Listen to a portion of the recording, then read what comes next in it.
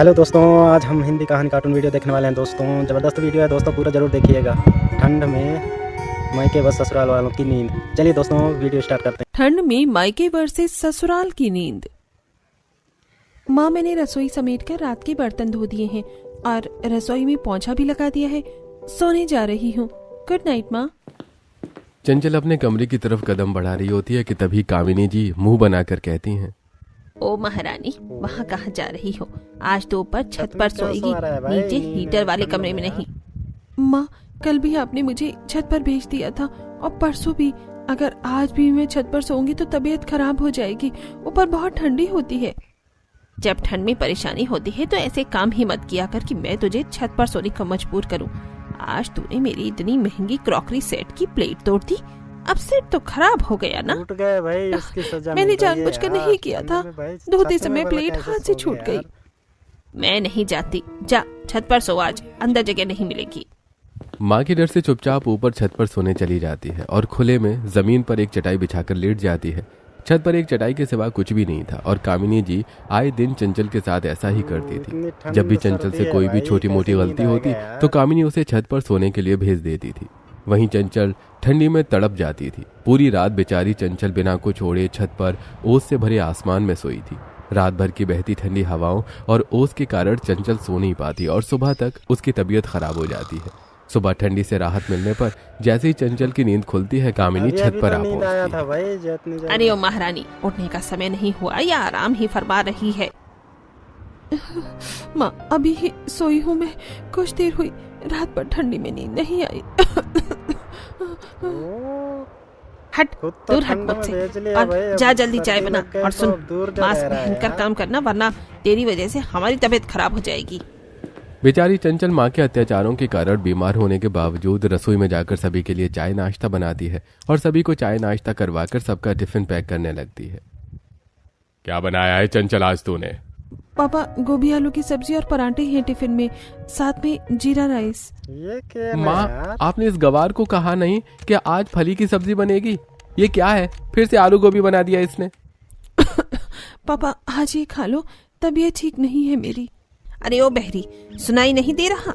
मेरे दोनों बेटे क्या कह रहे हैं? जा जल्दी से दूसरी सब्जी बना। माँ, मैं ये भी सब्जी नहीं खाऊंगा, मुझे पनीर खाना है और बनाकर दो या इस कल मुही से बनवाओ। चंचल के लिए ये रोज का था, हमेशा उसके साथ ऐसा ही होता था। बुखार से तपती आधी नींद में चंचल रसोई में जाकर दोनों भाइयों के लिए उनकी पसंद की सब्जी बनाकर उन्हें पैक करके देती है। अरे ओ चंचल, ये बार बार अपनी सड़ी सी सूरत लेकर हमारे सामने मत आया कर, दिमाग खराब हो जाता है। नहीं मिलना चाहिए यार, हमारा दिन ही मनूस हो जाता है। अरे सुनाई नहीं दे रहा है क्या? अभी तक भूत बनकर एक ही जगह खड़ी है। चल जा काम कर। पिता की फटकार सुनकर चंचल रसोई में जाकर फिर से काम में लग जाती है। पुनीत और कामिनी चंचल के सगे माता पिता थे, लेकिन कामिनी के पहले से 2 बेटे थे और उन्हें बेटियों से कुछ खास लगाव नहीं था। लेकिन तीसरा बच्चा उन्हें बेटी हो जाती है, जिसके कारण कामिनी हमेशा उसे कोसा करती और जैसा बचपन से कामिनी के बेटों ने देखा, वो भी चंचल को उसी तरह से ट्रीट करने लगे। ऐसे ही दिन बीत रहे थे। एक दिन कामिनी जी घर पर किटी पार्टी रखती हैं, जहां कामिनी की सहेलियां और पड़ोसन घर आती हैं। चंचल कई दिनों से ढंग से सो नहीं पा रही थी। इसी बीच कामिनी जी उसे काम में लगा देती हैं। किटी में चंचल बीमार होने के बाद भी सभी की खातिरदारी में लगी हुई थी। चंचल मेहमानों को चाय दे रही होती है कि तभी अचानक से चंचल के हाथ से पड़ोसन पर चाय गिर जाती है।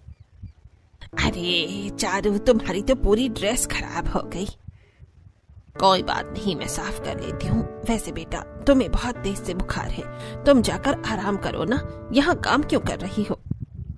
मुफ्त का खाती है तो क्यों आराम करे भाई? ये क्या निंद्रा बहन तुम्हारी बेटी है चंचल, ऐसे कैसे बात कर रही हो? तभी रजत और निहाल ऑफिस के लिए सूट बूट में बाहर आते हैं। ये क्या बहन, दोनों बेटे सूट बूट में और बेटी की हालत नौकरानी से भी बदतर। ऐसा जुल्म नहीं करना चाहिए। मैंने आप लोगों को यहाँ पार्टी के लिए बुलाया था, जजमेंट देने के लिए नहीं। और बेटियों को जितना दबा कर रखा जाए उतना ही अच्छा है। इनको छूट मिल जाएगी तो नाक से चना चबाना पड़ जाएगा हम जैसे माँ बाप को। आप लोग पार्टी एंजॉय करो, वरना यहाँ डिबेट शुरू हो जाएगी। फिर सारी सहेलियां हंसने लगती हैं। पड़ोसियों और सहेलियों को कामिनी का चंचल के प्रति यह व्यवहार बिल्कुल भी पसंद नहीं आता, लेकिन वो कुछ कह भी नहीं पाती हैं।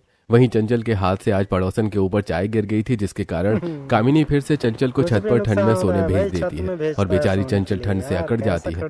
वहीं घर में मॉडर्न रसोई होते हुए भी कामिनी अपनी बेटी को परेशान करने के लिए उससे आए दिन घर के बाहर चूल्हे पर पुराने तरीके से खाना बनवाती और सिलबट्टे पर मसाला पिसवाती। ऐसे ही एक दिन जब चंचल घर के बाहर चूल्हे पर खाना बना रही थी, तभी एक महिला कार से वहां गुजरती है और जब वो एक अमीर घर के सामने एक गरीब लड़की को ऐसे चूल्हे पर खाना बनाते देखती है तो कंफ्यूज हो जाती है। अरे ये बच्ची कितनी सुंदर है, लेकिन ये यहाँ ऐसे खाना क्यों बना रही है?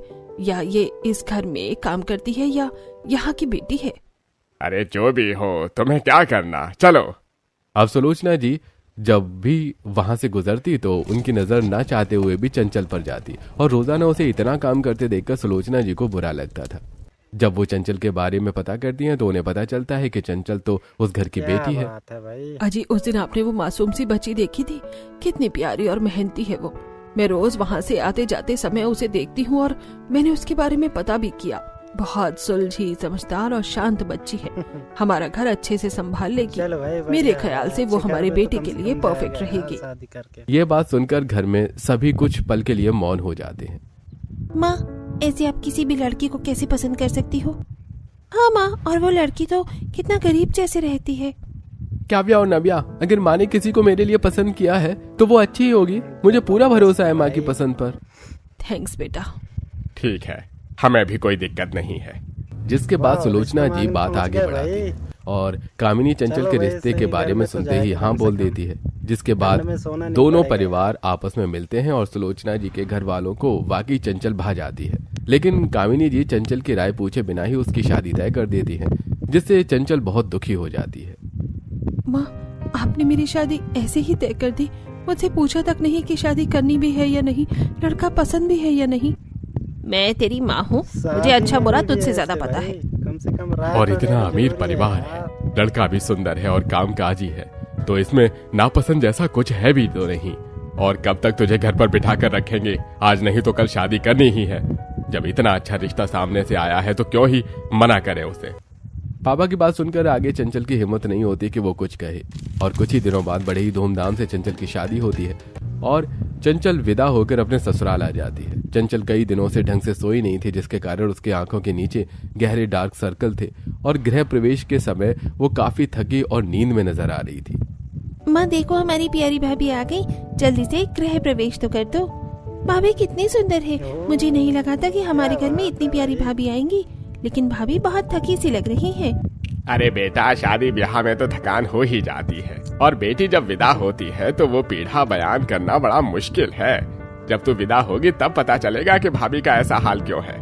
हाँ हाँ समझ गई पापा, इसलिए तो अब मम्मी को कहो जल्दी से भाभी का गृह प्रवेश करे, वरना भाभी यही न सो जाए। सुलोचना जी बहू की आरती उतारती हैं और चंचल नींद में ही कलश को दाएं पैर से गिराकर कुमकुम की थाल में पैर रखकर घर में आती हैं। मेरे घर की लक्ष्मी आ गई। सभी बहू के आने से बहुत खुश थे, लेकिन बहुत बहुत चिंता में थे। पता नहीं अब इस नए घर में मेरा क्या हाल होगा, कहीं ससुराल में मेरी जिंदगी और बेकार न हो जाए। सुलोचना जी, नव्या, काव्या, बहू को कमरे में लेकर जाओ। बहू शादी की थकान से कुछ ज्यादा थक गई है, उसे आराम की जरूरत है। ठीक है पापा। इसके बाद दोनों नंदे अपनी भाभी को एक पुराने से कमरे में ले जाती हैं